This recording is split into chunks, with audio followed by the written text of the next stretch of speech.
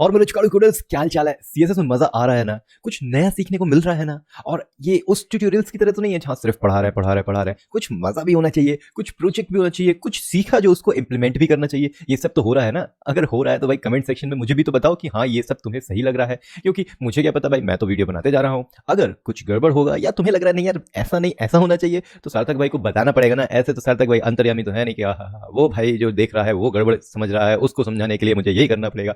तो इस तरह से तो अपने पास है नहीं दिव्य दृष्टि, तो उसका इस्तेमाल करो इसका कमेंट सेक्शन का, और मुझे ये बताओ कि क्या चल रहा है। और अगर YouTube में नहीं कर सकते, इंस्टाग्राम चलाते हो तो सार्थक सेवी नाम से स्टोरी में टैग कर दो, उसमें जो भी बोलना है बोल दो, मैं जाके रीशेयर कर दूंगा। हाँ, अगर गाली दोगे तो भी रीशेयर करूंगा, क्योंकि भाई बताना तो चाहिए ना लोगों को कि कैसा फील होता है लोगों को जब कुछ बुरा आता है या अच्छा आता है। तो समझ गए ना। ओके, अब आ जाते हैं हम औकात पे और शुरू करते हैं अपना CSS। तो इस बार अगेन जैसा कि मैं बता रहा हूँ, हमने जो सीखा उसका इम्प्लीमेंटेशन करेंगे। लास्ट वाले में हमने फ्लेक्स बॉक्स सीखा था, और फ्लेक्स बॉक्स की मदद से हम किसी भी आइटम्स को या तो रोज में या कॉलम में दूर कर सकते हैं, पास कर सकते हैं। अरे भाई मजेदार चीज थी ये तो फ्लेक्स बॉक्स, है ना। और याद है मैंने एक होमवर्क भी दिया था, अगर कर लिया हो तो टैग कर देना इंस्टाग्राम पे। बार बार बोल रहा हूँ ताकि याद रहे, नहीं तो बंदे ना भूल जाते हैं। आजकल क्या भूलने की बीमारी ज्यादा हो गई, ये रील देख देख के ना शॉर्ट टर्म मेमोरी हो गई है, और बोल भी कौन रहा है, एक भूला। चलो ठीक है, आगे बढ़ते हैं। तो हमने अभी जो फ्लेक्स बॉक्स सीखा उसको ये जो यूजर वाला सिस्टम बनाया था ना, इसमें लगाते हैं। अब ये देखो यहाँ पे सबसे बड़ी प्रॉब्लम क्या थी हमारे पास, कि ये जो इमेज है, आंटी जी हंस रही हैं, उनका नाम लिखा है, ईमेल है, और जो व्यू वाला जो बटन है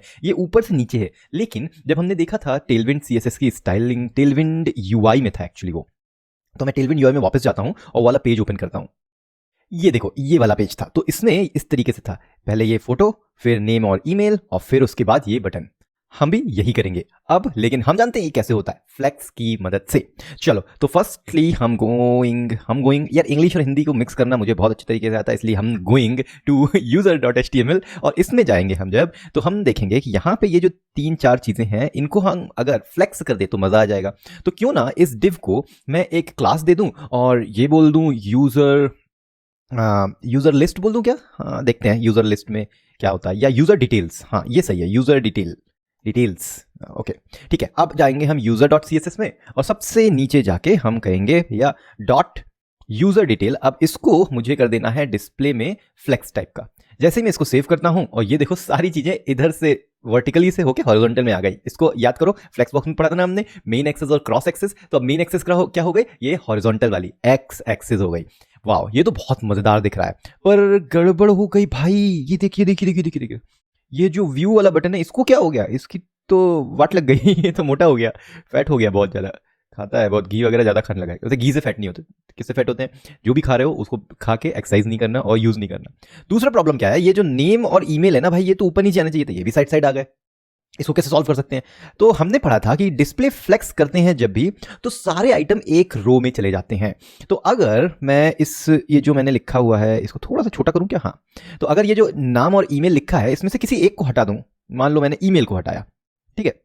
अब देखो फोटो है, ईमेल है, और हमारे पास बटन है, बटन को फिक्स करेंगे थोड़ी देर में। तो अगर ये जो ईमेल और नाम है इनको एक ही कंटेनर में रख दूं मैं, तो कैसा रहेगा। मेरे कहने का मतलब है मैं एक डिव बनाता हूं, इस डिव के अंदर इन दोनों को रख देता हूं। अब फ्लेक्स को क्या चाहिए भाई, जितने भी एलिमेंट हैं, मेन एलिमेंट हैं, उनको लाइन में लगा देगा वो। तो भाई इमेज, फिर डिव, फिर बटन, इन तीनों को एक साथ लगा देगा। फ्लेक्स का तो यही काम है। तो ये देखो ये हो गया ना। अब नाम, और नाम के नीचे है हमारा ईमेल। बहुत बढ़िया, चलो ये वाला हो गया। लेकिन अभी भी एक प्रॉब्लम है। प्रॉब्लम क्या है कि ये जो नाम, ईमेल और इमेज है ये है लेफ्ट साइड में, और ये हमारा व्यू जो है, बटन जो है वो है राइट साइड में। अब इसको कैसे करेंगे। हमने एक चीज पढ़ी थी जो था कि हम किसी चीज को ना जस्टिफाई कर सकते हैं। तो चलो जस्टिफाई खेलते हैं। तो जस्टिफाई कंटेंट करेंगे, तो हम ये बोलते हैं भैया कंटेंट में जस्टिफाई करके सेंटर अगर करोगे तो क्या होगा, अरे ये तो सबके सब सेंटर हो गए। लेकिन एक और था, स्पेस करके था, स्पेस अराउंड करेंगे। हाँ ये कुछ ठीक लग रहा है, लेकिन अभी भी प्रॉब्लम पता क्या है, प्रॉब्लम ये बटन तो राइट साइड में घुस गया, लेकिन ये नाम और ये जो इमेज है ना ये साथ में है, ऑलमोस्ट साथ में है, थोड़ा सा गैप है, पर ये फिर भी साथ में, देखो कितना ज्यादा लेफ्ट में है ना। तो ये चीज कर सकते हैं क्या, चलो करके देखते हैं अपन। इसको कैसे होगा, अब फ्लेक्स की ताकत देखो। फ्लेक्स क्या बोलता है भाई, जो भी एलिमेंट होगा मैं उसको जो है लेफ्ट और राइट में ले आऊंगा, क्योंकि तुमने स्पेस अराउंड लगा के रखा है, ठीक है ना। अब क्योंकि 3 आइटम थे तो उसने तीनों को स्पेस अराउंड कर दिया, बराबर बराबर स्पेस पे डाल दिया। लेकिन क्या हो मैं 2 ही एलिमेंट रखूं। आप बोलोगे 2 एलिमेंट कैसे भाई, 3 है ना हमारे पास, फोटो, नेम, ईमेल और बटन। चलो फोटो और नेम और ईमेल को मैं ग्रुप कर देता हूं, कंटेनर में डाल देता हूं। तुम बोलोगे कंटेनर मतलब डिव, मैं बोलूंगा हाँ। ठीक है, तो ये आया डिव, और इस डिव के आते ही तुम देखो अब फिर हो गई गड़बड़। अरे यार क्या ही चल रहा है। ठीक है, बात समझ में आई कि ये इमेज और नाम ईमेल वाला सेक्शन को तुमने एक साथ कर दिया और ये आ गया लेफ्ट में, ये व्यू आ गया राइट में, पर फिर भी अब ये बिगड़ गए, ये दोनों ऊपर नीचे हो गए। तो कोई बात नहीं भाई, ये वाले को हम दे देते हैं यूजर, इसको क्या बोल सकते हैं, user left user left data, user left data इसको ऐसा नाम देते हैं, कुछ अच्छा नाम नहीं आ रहा यार। तो ठीक है, यूजर लेफ्ट डेटा, और इसको फिर से हम डिस्प्ले फ्लेक्स बोल देते हैं। अब दो डिस्प्ले फ्लेक्स लगा दिया, एक तो हमने बड़े वाले डिव के लिए लगा दिया जो हमारे नेम ईमेल और इमेज को लेफ्ट और राइट में बटन कर देगा। अब इमेज और नेम ईमेल वाला जो सेक्शन है उसको भी तो हमें एक साथ लाना, उसको भी तो ऊपर नीचे की जगह लेफ्ट राइट करना है, तो हमने एक और फ्लेक्स लगाया। दूसरा फ्लेक्स लगाते ही ये देखो क्या मस्त तरीके से यहाँ पे ये इस तरीके से आ गया। अब दूसरी प्रॉब्लम, फिर से प्रॉब्लम फंस गई। अरे बहुत प्रॉब्लम भाई सीएसएस में, लेकिन हर प्रॉब्लम का सोल्यूशन भी है, ये बहुत अच्छी बात है। और जहां सोल्यूशन होता है वहां टेंशन नहीं होती है। क्या है कि ये जो नेम ईमेल है ना, इससे ये जो इमेज है इसका अच्छा खासा दूरी है। तो कितनी दूरी है जरा देख लेते हैं, ये मेजर करके ऑलमोस्ट 18 से 20 पिक्सल की दूरी है। चलो करके देखते हैं। तो हमारे पास ये था नेम ईमेल वाला, याद है हमारे पास है नेम ईमेल वाला, यूजर नेम है यूजर ईमेल है, तो इसमें कर देते हैं एक और क्लास और बोलते हैं यूजर नेम ईमेल। ठीक है, ये यूजर नेम ईमेल में आ गए, और डॉट यूजर नेम ईमेल को हम बोल देते हैं भाई साहब मार्जिन लेफ्ट चाहिए हमको, पिक्सल कितना 20 वाला, ज़्यादा हो गया ना, मैंने गलत मेजर कर लिया, 16 कर देते हैं, अभी भी ज़्यादा लग रहा है भाई, 12 कर देते हैं। हाँ अब कुछ ठीक लग रहा है, ये देखो ये बढ़िया लग रहा है ना, ऑलमोस्ट वैसा ही लग रहा है ना, ये देखो इस तरीके से, ये देखो ट्रिंग ट्रिंग ट्रिंग। हाँ वो फॉन्ट ऑन्ट का इशू लग रहा है थोड़ा सा, इसके फॉन्ट जो है वो ज़्यादा बड़े हैं, अपने वाले में फॉन्ट छोटे हैं। अब देखो मैंने 0 कर दिया है, इसकी जूम लेवल कम कर दिया है, तो अब कुछ ठीक लग रहा है क्या, इसका जूम लेवल 0 है तो ये अब बड़ा लगने लगा ये टेलविंड का। ठीक है, तो इसको क्या कर सकते हैं हम, थोड़ा सा ना इस अपने फॉन्ट बढ़ा दे सकते हैं, इसको 14 कर देते हैं, और जो नेम है ईमेल को अपन 12 की जगह इसको 14 कर दें, और इसको कर देते हैं 16। हाँ ये ठीक है, लेकिन अभी भी ना फॉन्ट वाला इशू है यार, फॉन्ट की वजह से ना दिक्कत कर रहा है, ये एग्जैक्ट सेम नहीं हो पा रहा बिकॉज ऑफ फॉन्ट। चलो ठीक है, वापस रहने दो भाई जैसा था, थोड़ा जूम करो, हमें काम करने से मतलब है, ये सब करते रहेंगे, फॉन्ट खेलते रहेंगे तो हो गया, आगे भी तो समझने का है बिल्कुल। ठीक है तो ये हो गया, लेकिन अभी भी देखो ये स्पेस अराउंड की जगह में और जो हमारे पास थे उनको यूज करता हूँ, स्पेस जस्टिफाई बिटवीन कर देता हूँ। अब ये देखो ये लेफ्ट और राइट में घुस गए, वाह अभी कुछ लग रहा है भाई काम की चीज।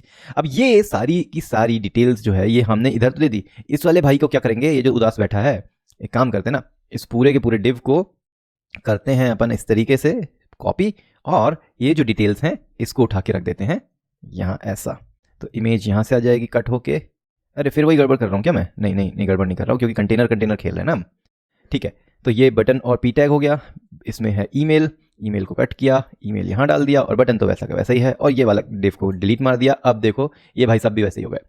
अब एक प्रॉब्लम क्या है, ये जो दोनों है, ये फर्स्ट वाली आंटी जी और ये दूसरे उदास अंकल जी, ये दोनों के बीच में अच्छी खासी एक लाइन है, दूसरा इन दोनों के बीच में अच्छा खासा मार्जिन है और पैडिंग है, जो भी डालना चाहते वो है। लेकिन उससे पहले हमें करना क्या है, हमें करना है ये इंतजाम हमारे व्यू बटन का।